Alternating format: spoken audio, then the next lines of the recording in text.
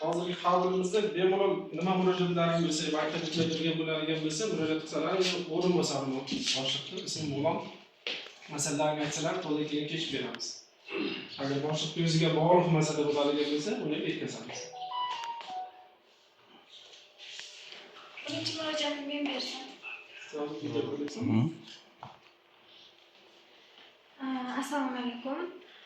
Men Ural va Shahnoza bo'laman. Murojaatim shundan iboratki, biznes boshlashim uchun 17 million so'm atrofida shu menga kredit kerakda, kredit olishim kerak.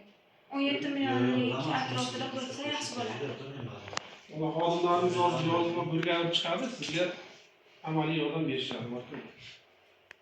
Rahmat. Men Risatilla Bonu kredit olmoqchiman. Bir-ikki savollarim bor. Kredit olish uchun qaysi hujjatlar, nimalar kerak bo'ladi?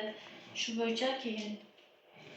Sizga ham murojaatingiz lozim, mutaxassislarimiz ilgari nima hujjatlar kerak bo'larkan bo'lsa, o'shalarni o'rganib chiqib sizga amaliy yordam berib ko'rib chiqarib beramiz.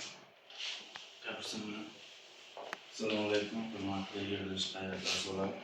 Men Zaynidin va Rohila turmush o'rtog'i bo'laman. Beruzga Termiz MCJ korxonasini biz shu prezident qarori PX312 bo'yicha kredit olmoqchi bo'lib, fevral oyida korxonamiz ko'chirib kelganmiz. Bugungi kungacha har qanday holatlar bilan kreditimiz kechiktirilishi hamda o'rganib chiqish jarayonida har xil to'siqlar paydo bo'layotganini inobatga bugungi kunga qadar o'sha kreditimiz chiqmayapti, tadbirkorlik faoliyatimiz qolib ketyapti, kechikyapti. Shunga bizga amaliy yordam berib, tezroq ishimizni hallab berishingizni iltimos qilib qolardim.